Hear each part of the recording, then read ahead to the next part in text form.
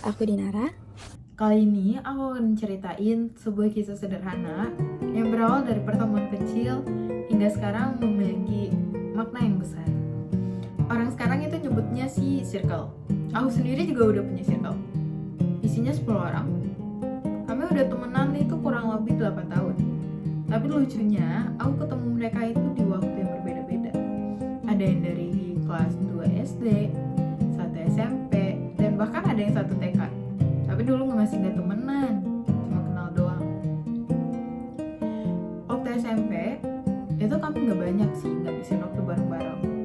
Tapi pas SMA, ngumpul itu wajib banget, jadi sekali seminggu minimal.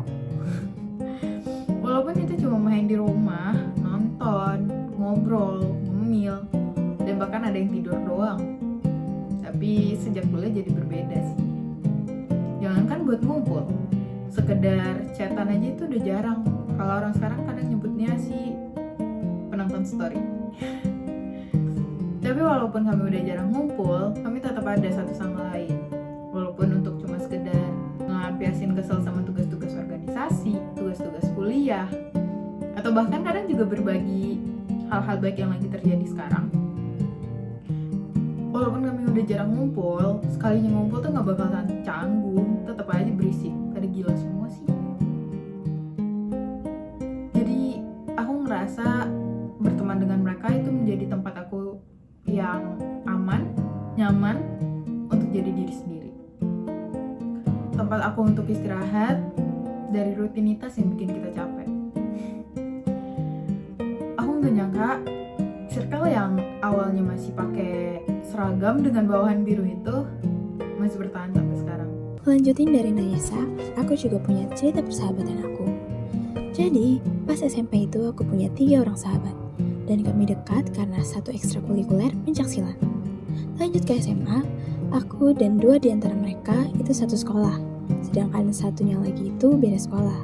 Tapi meski kayak gitu, kami tetap kumpul dan nongkrong bareng di hari-hari libur, dan ngerasa gak ada yang beda. Nah, masuk ke masa kuliah, semua kerasa bedanya.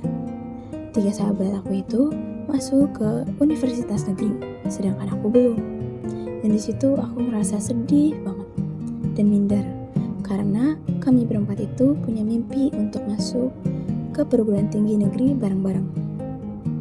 Dan akhirnya aku mutusin buat gap year, biar lebih fokus aja belajarnya. Tapi di sisi lain, aku mulai ngejauh. Aku mulai jarang bales chat dan jarang cerita apa-apa di grup. Bukan karena aku gak sayang, tapi karena aku malu dan takut kelihatan paling gagal di antara mereka. Ternyata perubahan itu mereka perhatiin.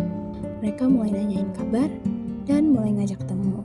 Dan nyuruh aku untuk cerita dan bilang kalau mereka selalu ada buat aku. Dan pada akhirnya aku beraniin diri buat jujur kalau aku punya perasaan minder. Dan mereka dengerin tanpa ngejudge. Mereka nyemangatin aku dengan tulus dan bilang kalau perjalanan setiap orang itu beda-beda dan gak ada yang perlu ditakutin. Dan dari situ aku mulai sadar kalau punya sahabat kayak gitu itu berharga banget. Mereka bikin aku ngerasa diterima apa adanya. Dan yang paling penting, mereka bikin aku semangat lagi buat ngejar target aku. Dan anehnya, setelah masa-masa itu, persahabatan kami malah jadi makin kuat. Kami belajar bahwa persahabatan yang tulus itu bukan tentang seberapa sering kami bersama, melainkan seberapa kuat kita saling mendukung di saat masa sulit. Kita semua punya proses dan kecepatannya masing-masing. Ada yang terlebih dahulu sudah berhasil, dan ada juga yang masih berjuang. Dan semua itu bukan menjadi alasan kita untuk menjauh atau merasa kurang. Yang membuat sebuah circle tetap bertahan adalah ketika tetap saling ada, meski kita tidak selalu mempunyai waktu yang lebih, tidak selalu berdekatan, dan meski dalam kondisi tidak baik sekalipun. Persahabatan seperti ini mengajarkan kita bahwa diterima apa adanya lebih baik daripada berjalan seiringan. Dan pada akhirnya, Our story adalah tentang saling percaya, saling menguatkan, dan tetap berjalan bersama meski dengan langkah yang berbeda.